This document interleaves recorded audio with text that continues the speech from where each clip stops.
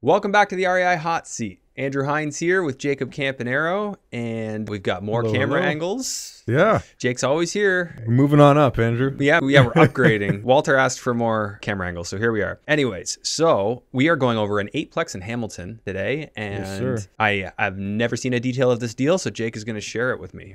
Jake, tell me about it. Yeah, all right. So we have interesting listing today. Hamilton, pretty central. It's located on Ottawa Street. So for any of those who know Hamilton, I mean, it's, I would say, one of the better streets to be on. It's a bit of the trendy kind of hipster side of Hamilton, right? There's a lot of cool shops, a lot of cool restaurants. Used to have a great cafe.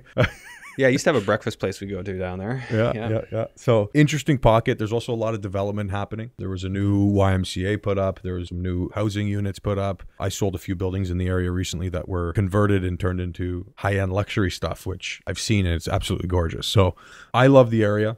I think it's a great pocket of town. So this building, we are looking at 8 residential and 2 commercial. Okay. So it's a mixed use, right? All right. And that's most of the buildings along that Ottawa strip. Yeah, you'll find a lot of the little glass storefront, and then they got, brick. It's a brick building with a couple of stories above it. You got it. 8 is a lot for a building, so this must be a pretty wide so storefront. it's a bigger building, right? I've been in the building a couple times. The retail component's actually top-notch, AAA. They have 2 great tenants in there that put a ton of work into the space. You'd be blown away if you walk through. It feels like you're King Street in Toronto. Like, it's really, really nice stuff. Residentially wise, that's where there's a bit of room to grow. The units, again, are very, very good sized 1-bedrooms. So they're all 1 bedrooms. All 1 beds? Yeah. Okay. Now, there is potential to convert into 1+ den or 2 beds even. So there's some space there? They're massive 1 beds. Like how many square feet? You're probably 600-700 square foot 1 bed. I never understood how people put 2 beds into a 600. I've seen it. Obviously, you see it on new development stuff all the time. Yeah. But I mean, anytime I've tried to jig it up myself, sketching it out, not a chance. Yeah. Probably just the way I'm designing.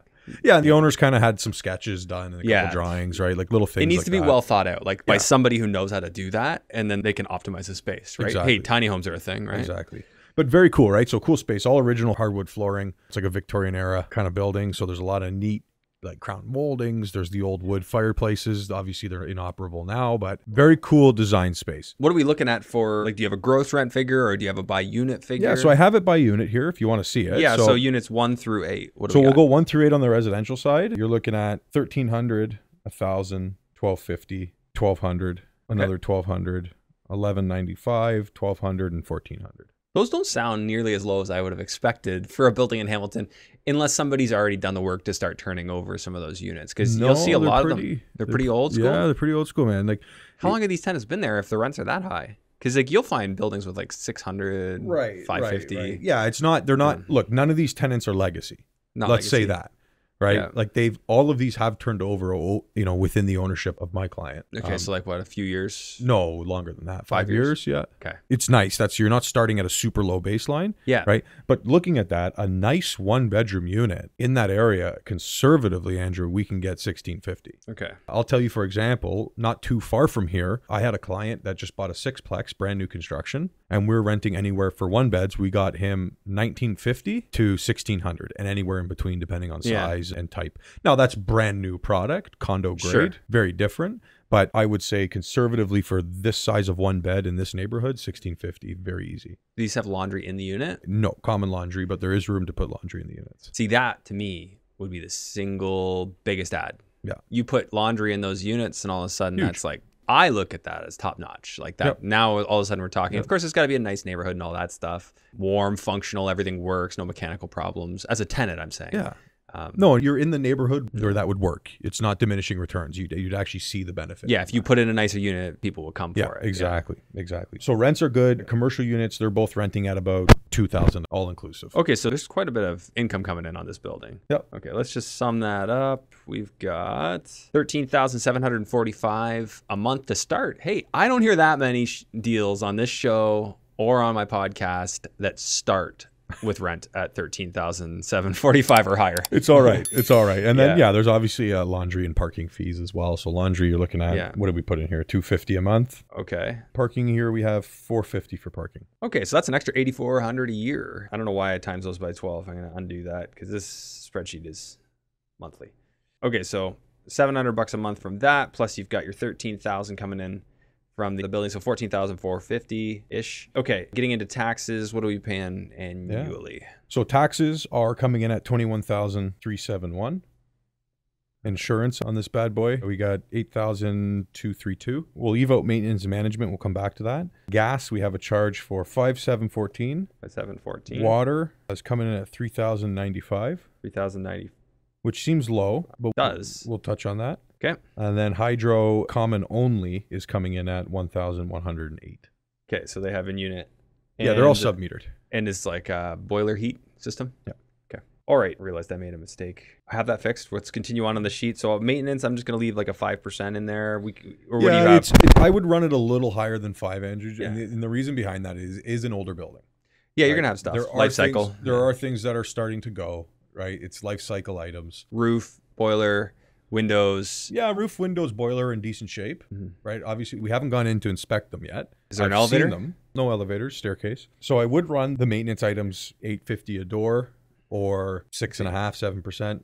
So 850 times, well, I mean, technically it's 10, right? Yeah. Which is, 8,500. So that's still close to 5%. Yeah. Yeah, about 5%. They're around there. Utilities I have done. Management. Does he self-manage? I mean, I guess we can. At the end of the day, you're going to be like 5%, 4% maybe. Yeah, with the commercial component, I got some quotes for this building. They were coming in at about 6.5%, 7%. Okay. Yeah, Hamilton Property Management, actually, I've heard a lot of people charging more. Hamilton seems to have a higher price point for management. I wonder why. As I was saying it, I'm like, that makes sense. Yeah. No, and I know for a fact, normally when there's a commercial component, the management's a bit higher. Well, I mean, assuming they're not charging separate leasing fees. Like when we say 6.5%, 7%, are we including leasing fees or no? No, that's baseline. So they're going to charge another like a first month's rent or something for the leasing fee. So something to consider, we can build that in here. You could even, I used to just add on to mine, like whatever it was, I just add a couple of points to cover leasing fees. Anyways, we can play with that. Yeah, I actually had funny enough, I had a Zoom call last night with a very good client of mine and we were talking about leasing fees. Exactly this topic, because he was saying, well, do we add leasing fees into the pro forma? Do we kind of normalize it over a year? Or how do we do it? My recommendation towards it, and I just follow what appraisers usually do, is they'll look at it and they'll say, we're just going to subtract that from the value of the building, right? So if we're buying a building, we know there's 10 vacancies. We know, hey, there's at least a half-month rent of leasing fees. Yeah, take it off your price. Potentially up to a month of leasing fees. That should come off the price, not an ongoing pro forma. Right, the pro forma, at least the way I run them. Well, especially with the commercial, because you don't know how often they turn over. Good chance you can get a good commercial tenant to stay longer. And that's it, right? Hopefully, if they stay in business 10 years, they stay the whole 10 years with you. And that's something really important is leasing fees, because I know like a lot of people kind of either skip over it, don't account for it, miss it. Again, I don't think it should go into the pro forma. Correct me if I'm wrong. Everybody does it differently. I would prefer to see it come off the top. With the residential stuff, what I used to do is like, say on my student rentals, I estimated it was about like very approximately every 2 years my rentals would turn over. Yep. Some would be, they'd stay for 5 years and then some they'd stay for 1 year. So you got to average it out. 2 could have averaged at 3. So I would say, what's the leasing fee? Divide that by 3 and I'd add it into my annual. And that was sort of my way of correctly amortizing that leasing fee. So you're not feeling it all in year one, because you're not going to have to do it every year. Unless there's a large lease up to be done. Yeah, if there's a large lease, yes. I think that you need to be aware of the impact on your numbers. You don't want to skew your numbers. Yep. You want to accurately reflect it. So if you estimate that your units are going to turn over, on residential, it might be even longer than 3 years. I don't know what the stat is, but and every landlord will sort of come to know, hey, my tenants stay a long time, or my tenants are staying about 2 years. Just reflect that accordingly. So if you're charging $2,000, so that's $1,000 a year in leasing fees towards that unit. And that's one of the biggest things where I see first-time investors go wrong, right? Is leasing fees, but other things too. All those small little fees that they don't add into the pro forma or don't even think about. And some people go maybe a little overboard. They'll go like banking fees and this and that. But if you're starting a corp to own that building, well, guess what? You're going to be $1,000, $2,000 at the end of the year to file your taxes. Yeah. Right. And that should technically come out of the income of the building. It does. I look at that. So you have asset performance, like you don't put your personal taxes on it, right? At the end of the day, though, you're not wrong. That's a business expense versus the specific asset itself. So yeah, there are certain costs associated with doing business that I like to keep separate. But I think no matter what, everyone's going to have their own opinion on that. Just keep it consistent. Look at all things the same way. So somebody hands you a pro forma and you look at things differently, put it into your own model and see how that way you have apples to apples. Yeah. Yeah. So you're not digging into your pocket once a year to go, crap, I got to pay my accountant again, I think right? it's super critical to be conservative with your numbers at a personal level. Like when you're calculating, you want to make sure that from a cash standpoint, you're always able to cover and not sweating. You know, where am I going to get that money? Okay, so landscaping and snow, there's probably not much of... There's no grass. Yeah. So this is proper inner city stuff, right? Is there even a parking lot? There's a very small parking lot at the back. I'd say you're probably getting about 6 cars back there at the most. Okay. 4 to 6, depending on how they're parking. Okay, so super small. I mean, so our snow removal is going to be small, a couple $100 a month for a few months. Yeah, I would say you're probably looking at a superintendent to go do snow. Like so little that it doesn't make sense to hire a landscaping company to come do it. All right. I'll put in $500 to the superintendent to take care of it. I think that's very fair. Okay. And then I had this sheet set up for Airbnb, but we don't have any consumables here. Yep. So anything else I'm missing that we should include? Garbage removal, or is it all to the curb? Garbage is to the curb. Okay. Nice part about this area. And is the superintendent being paid? Is there one? There's no superintendent currently. Okay. This is owner managed. Okay, so he takes the out his owner's own... doing the little things, right? Okay. And what are they asking for the building? So that's the interesting part, is it's unpriced. Unpriced. I've been asked to procure offers. Offers, no listed price. Yeah. So we're working through it. I think there's a range depending on... How do you start? I mean, you ask any landowner how they're going to price their building, and they're probably just going to ask the realtor, and the realtor's going to look up a comp and say, well, this one was trading at X number a door, so therefore we should list yours about the same, you know, adjusting for these factors. Yes and no. Personally, I run it at the income approach first. Okay. And what cap rate are you shooting for? Like what cap rate would you want to see? That's where comps come in. I'm going to do the performa we just did, right? And break it down and get myself an NOI. Yeah. Right, so that's mission 1. So I have an NOI here. I did a 1% vacancy. You could do, you know, whatever. But with my 1% vacancy, I have 108,552. So I had a number in here from the last thing I analyzed at 215. If it was 215,000, it would be a 50% cap. So it's obviously not that, meaning that if we go up to like 2 million, we're going to be more like a 5. 2 million would be about a 5.5. 5.43. Yeah. So if it's a 5.43, is that making sense? Like how much lift potential is there in this building? Does it make sense to be like, let's just run the numbers at that. So if you go 75% loan to value at a 25-year AM, and you're going to be like what, 6.5 interest rate now, or could you do a little less? No, they're coming in less. They did come down. They went back up. They came down again. So 5.75 maybe. Yeah. So traditional CMHC, we just locked in a rate at 4.75. 4.75. Yeah. Not the special programs. No, that was with MLI Select. Yeah. Okay. But that really doesn't affect the 40-year rate AM? too much. So we did a 50-year AM, 95% loan to value. Not saying that's what this building's you'll get a better rate. Like it'll be like 1% less or something. So let's say you could do, I mean, if you could do this on MLI Select, like obviously those numbers are going to work, right? At 2 million, saying hypothetically the bank would give you 75%, which would be 1.5 million, 25-year AM, 5.75, that'd be negative 300 cash flow. So one of a few things would have to happen. Either A, the price would have to be adjusted. B, you'd have to have a different strategy for financing it or put more money down. I'll just go through kind of my conversation, right? Is we're coming with the NOI. Then I'm going to go and look for some comps.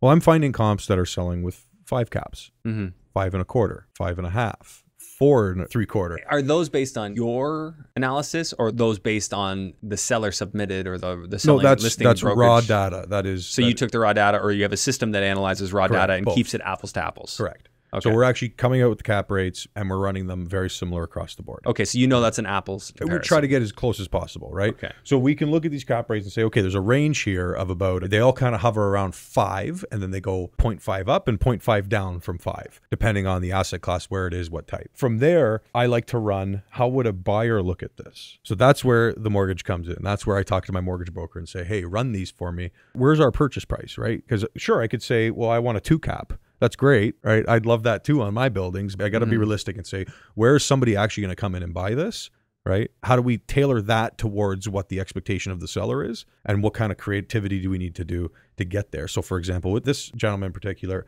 you know, he was looking for something a bit higher than a 5 cap. He was kind of dipping into the 4s. And I said, okay, well, 4s may be a little unrealistic right now. What about a VTB, right? And that's where a great conversation came up. And now all of a sudden we're talking about, okay, maybe it is a 5 cap, but we can get you a VTB at a better rate. So now all of a sudden that negative cash flow building with the VTB at a good rate is positive cash flow. And in 2 years, when you can turn over the units, you can go and refi and be at a better point. So he's willing to offer VTB? He is. How much much VTB is he willing to offer? We're still working through that. And here's the challenge that I have with that. And you never know until you ask, because I had Adam Martin on my podcast recently, and he was talking about how pretty much every deal he does, there's a VTB involved. Wildness. In today's market, for sure, right? Yeah. Well, because here's the thing, that the sellers are having a hard time wrapping their head around the fact that the market is coming down. They can't ask for the same they were asking for 6 months ago. So they're having to flex on other things. My best way around it is, well, then give a VTB. At the end of the day, you're still making your money. You're deferring your capital gains. There's a lot of pluses to do it. Yeah. So you could look at the VTB. If he did a 75% VTB at interest only, so you could do a 1,000-year amortization on this sheet if you wanted to roughly get that effect. Yeah. Even at 5.75%, now you got $2,000 of cash flow. There you go. Now it's looking better. Now you can run it. Now you can operate it healthy, and you can work actively on either turnover or optimization or whatever you want to do to then go refi in 2 years. And then just a quick look at what could be. Say we left those 2 commercial units the same and we did a market rent at $1,650. Let's just see what that building would look like. Yeah, and that's exactly how I ran it too, right? I just assumed, hey, commercial rent, let's just keep that where it is. If it goes up, great. Yeah, so even if you were to do regular financing at $2 million offer price, 25-year AM, 5.75, now all of a sudden you've got $2,600 if you get those units up to market. And of course, you might have to pay some people to go. Renovations, there might be other costs in there, something to factor. This is just quick and dirty. Of course, there's other considerations here. So just a few ideas. So obviously VTB is one of them. You could look into the MLI Select program, CMHC. It's just, that's hard to do for a financing on a purchase because it takes a lot. And I just want to be careful with this building when we talk about CMHC. I haven't been able to calculate the square footage, but CMHC won't lend on the commercial stuff. So as rule, they're kind of saying if the commercial's 25% or less of the building, they'll fund. Okay, but if it's more, they're not going to fund. Okay, so or they're going to dramatically affect the loan, how it looks. Good thing to know, good thing to watch out for. Nice little gold nugget from Jake. Okay, so Jake, where do people find you if they want to learn more about this building? For sure. So it is an active listing. Okay. Just so everybody knows, we are currently just finalizing the performas, the marketing, the pictures, all of the typical stuff. This is going to stay off market. We're not going to MLS with it. So if you are interested, you can go below, click the link. It will get you into our list. We'll call you right away. And then we can send you performa, all the information we have on it. And if we feel it's a good fit, we can get in for a showing. So that link is not just for this deal. You'll also have access to other stuff with Jake. It basically gets you in a conversation and then you can go. Yeah, it's just a way to get everybody into a conversation. We can go through old deals. We can talk about upcoming deals that we have. We do have a number of other listings coming up. We might review one next week. We have an 8-unit, a 6-unit, as well as potentially a 21-unit, all in Hamilton, coming to market in the next, let's say, month and a bit. Nice. Yeah. Awesome, Jake. Well, if you made it this far in the episode, like, subscribe, hit the notification bell, leave us a comment, ask us a question. What do you want to know about? What do you want us to do an episode on? We're flexible here. We want to cater to the questions that people are having. Yeah, so. and I love Q&A. I'd also say comment if you think we should be doing a live episode, like a Facebook Live episode. Would love to see if people are interested in that. Yeah. Very interested in doing that. Cool. All right. Thanks, Jake. Thanks, Andrew. Thanks, everyone. We'll see you next week.